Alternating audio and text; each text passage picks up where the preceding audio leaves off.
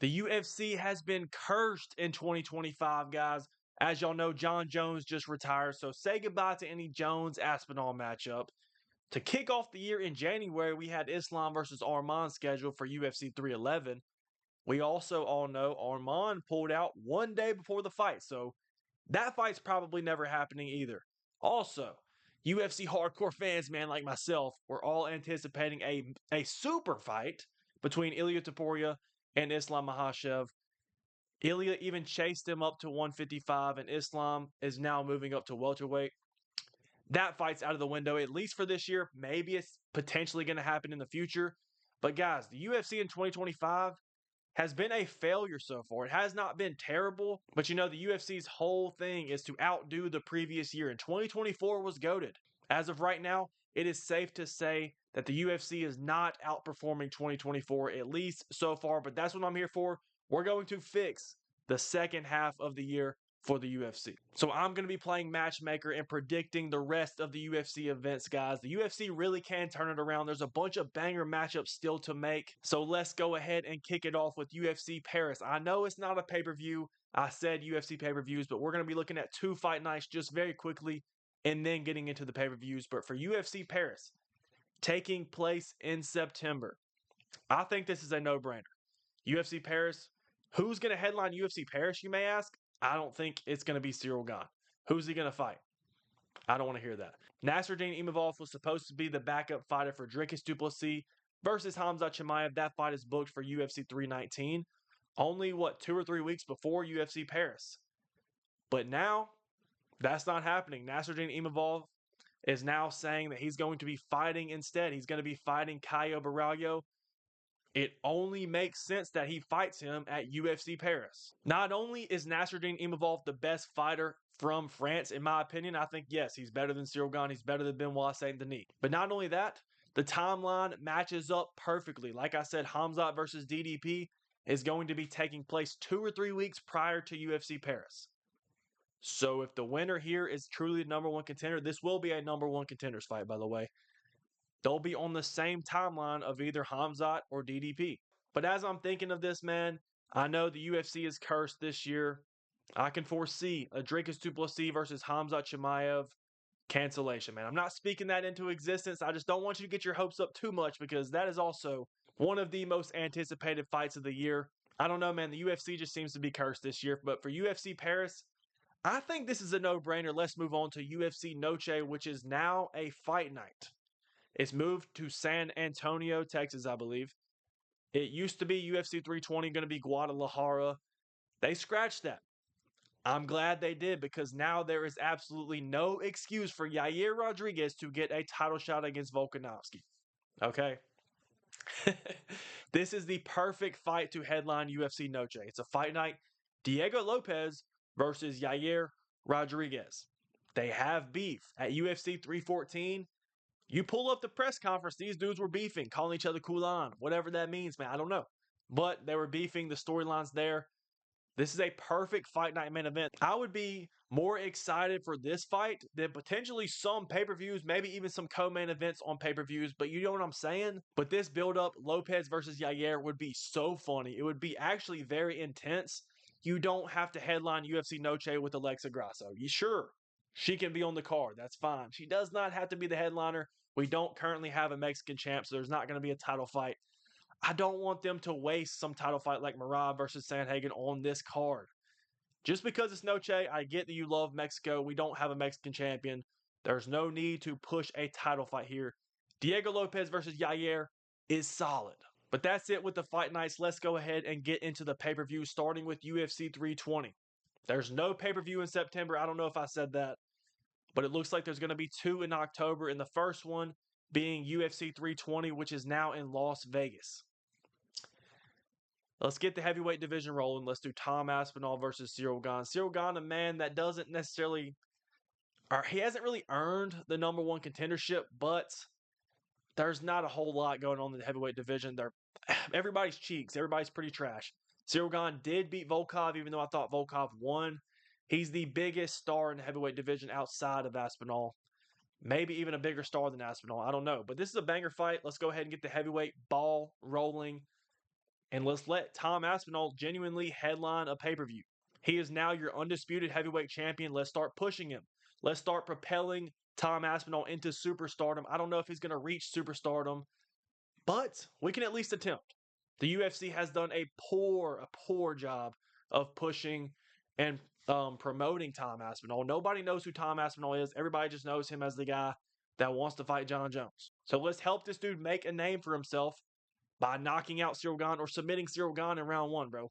Cyril Gane have good striking, but Aspinall will check the grappling. Again, guys, we're not going crazy with the events. We're trying to be realistic, but at the same time, we're trying to push the UFC to try to make banger matchups. I think this is a banger matchup, but we are going to supplement this main event with another title fight as the co-main. Yep.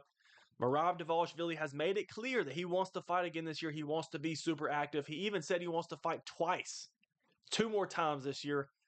I don't know if that's going to happen just because there's so many fights that need to be made. But if you want to fight again, bro, let's put you as the co-main event for Aspinall versus Gane. Merab versus Sandhagen is a good fight. But I get Merab's a GOAT. He's the GOAT of his division. But is he a big enough star to sell the pay-per-view by himself?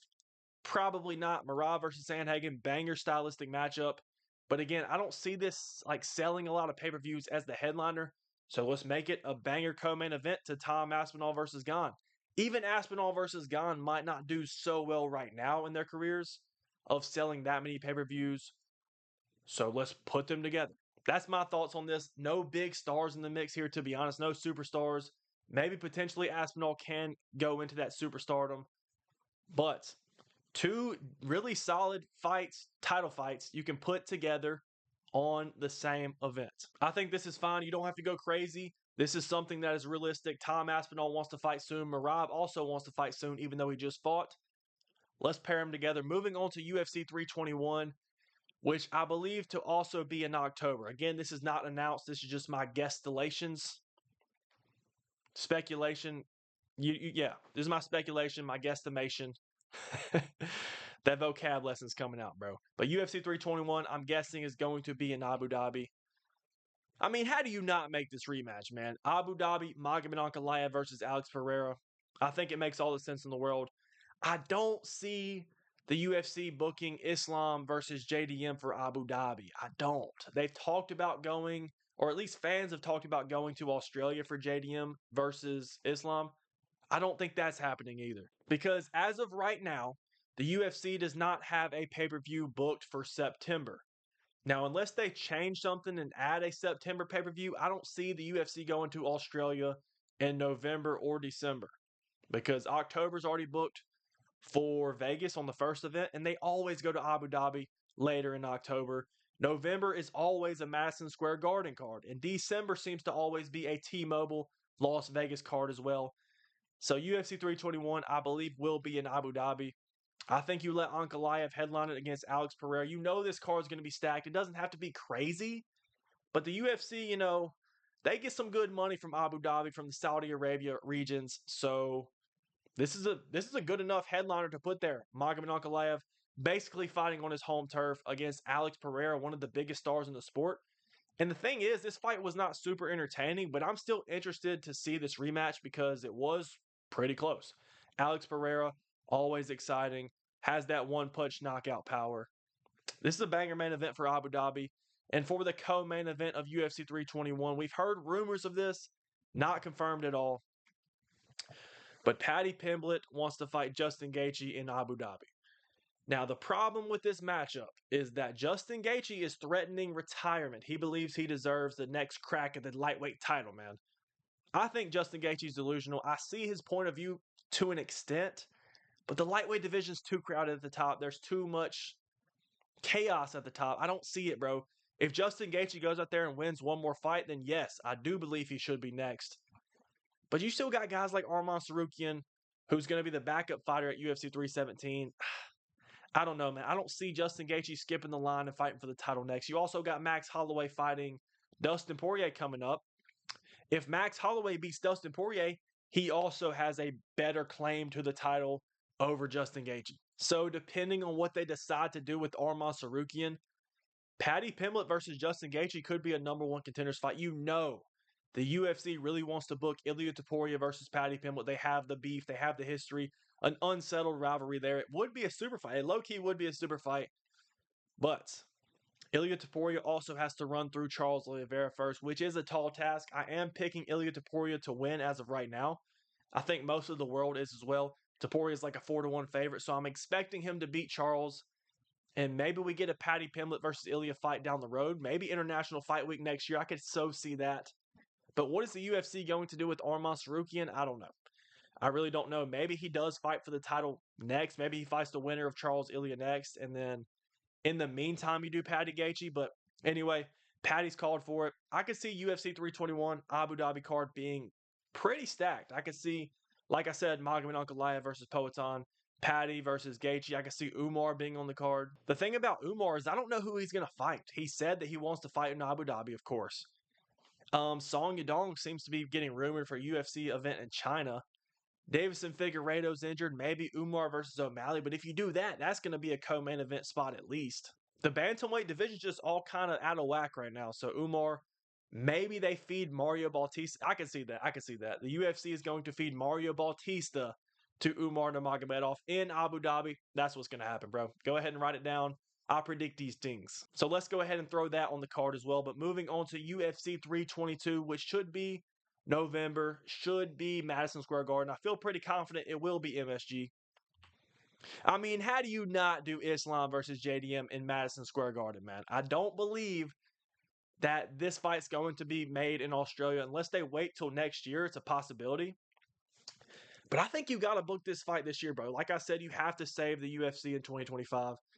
JDM, the newly crowned welterweight champion, Islam Makhachev, vacated his lightweight title to fight at welterweight and try to become a double champ. Well, I guess not technically a double champ, but a double champ. And the thing with the UFC is they make it a statement to try to put on good cards, exceptional cards for Madison Square Garden.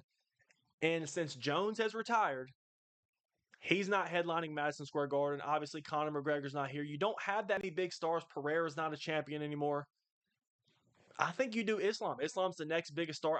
Potentially Hamzat Chimaev, but he's not going to turn around that quickly unless he submits Dricus in 1 minute, which is possible. But even then, I don't see him turning around that quickly unless he's fighting in Abu Dhabi. But Islam versus JDM, beautiful matchmaking, bro. This is y'all don't understand, bro. This is going to be such a high level fight. This right here, UFC 322, I'm calling it right now, is going to be the best card of the year. Especially if this is the headliner, Islam versus JDM. Honestly, I'm kind of leaning towards JDM in this matchup.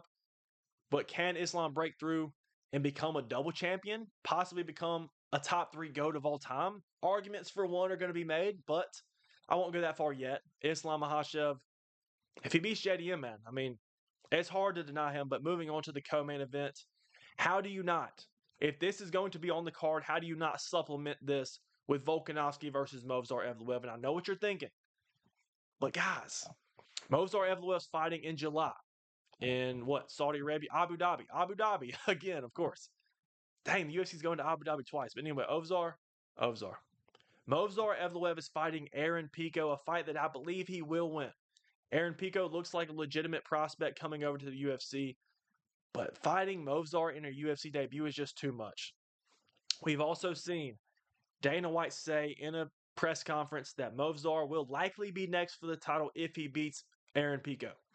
I think that will happen. In the meantime, what do you do with Volkanovski? They're not going to do a Volkanovski-Diego Lopez rematch.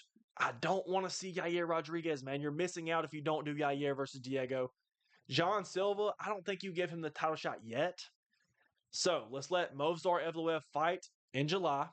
I believe he will pick up a win. And he can turn around July, August, September, October. It's going to be a quick turnaround. But I feel like he'd do it. This would be like a 4-ish month turnaround for Movsar Evloev. Unless he absolutely goes to war with Aaron Pico, which is very possible. Either way, Movsar Evloev, I feel like the UFC is going to try to screw him out of the title. At least give him the worst chances possible to win the title because the UFC will say that they matchmake the best of the best, but they play favorites, but they obviously play favorites. But either way, Volk versus Evloev is actually a banger. Volk versus Evloev is 100% going all 5 rounds. It's going to be a stylistic clash. Technical maestros. Never said that in my life. But Volk versus Evloev is going to be potentially a fight of the year contender. And this is only the co-main event. So once you see Volkanovski getting that belt wrapped around his waist once again, you're going to think to yourself, man, this wasn't even the main event, bro. We still got JDM versus Islam Makhachev. Another potential fight of the year contender, guys. I'm telling you, if the UFC follows through, UFC 322 at Madison Square Garden could be one of the best events of all time. I mean, you would hope so at least. You would hope that Dana White partially feels bad for promising, literally saying 100% chance it happens of Jones versus Aspinall. Also, he should feel bad that we did not get Ilya versus Islam. So how do you partially make up for that? You put on a stacked Madison Square Garden card, guys. I'm going to be honest, this is going to sound crazy to some of you, but for a feature fight, potentially, let's do Sean O'Malley versus Henry Cejudo. I know Sean O'Malley, a big enough star to probably be a co-main event anywhere else. Guys, the UFC owes us, man. The UFC owes us, bro. Sean O'Malley apparently already has a fight date. You cannot tell me Sean O'Malley and Madison Square Garden are not similes, bro. I think the word I was looking for was synonyms, but you get what I'm saying. When I think of O'Malley, I associate him with Madison Square Garden. They just go together to me. But anyway, Henry Cejudo versus Sean O'Malley is a sick feature fight, bro. 3 rounders. It doesn't even have to be 5 because Sean O'Malley, you know he's knocking out Triple C. But I'm telling you, if the UFC goes through with this, we could be blessed. This could be the best event of the year, guys. Like I'm saying, bro, this year has not been great. A card like this could kind of turn it all around. But anyway, enough New York glaze. Let's go ahead and get on to the final pay-per-view of the year. UFC 323, you know, if they go through with this, UFC 322 is going to be a banger. You know we're in for a stinker. You know if the UFC puts on this type of card for UFC 322, the next card is going to be It's going to be mid. But with that being said, guys, we haven't had a women's pay-per-view main event in a long time. Zhang Weili versus Valentina Shevchenko. Y'all know I hate on women's MMA. Rightfully so. But this is a fight I could genuinely get behind. I would actually be sort of excited for this. Zhang Weili versus Valentina. I believe Weili would be moving up, trying to become a double champion, trying to be pound for pound #1. This is a sick fight, bro. It's valid. It's a valid women's main event slot. You know it's coming, bro. If we get that card for UFC 322, you know we're getting a women's fight right after. You know if we get that 322 card, they're putting on 6 straight UFC Apex events in a row. But anyway, guys, I can actually get behind this main event. Zhang Weili versus Valentina is genuinely a sick fight, but for the co-main event, we have Yuri Prohaska versus Carlos Ulberg. Again, nothing crazy. I thought about Israel Adesanya versus Strickland here.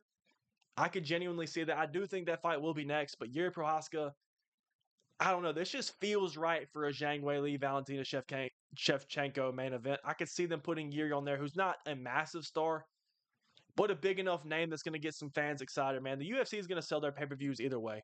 The UFC hardcore fans are going to watch either way. Ulberg versus Yuri, potential #1 contenders fight. This would be a #1 contenders fight, guys. Yuri Prohaska, I think, genuinely sleeps Ulberg. Bad. I think Yuri is that good. He's that guy.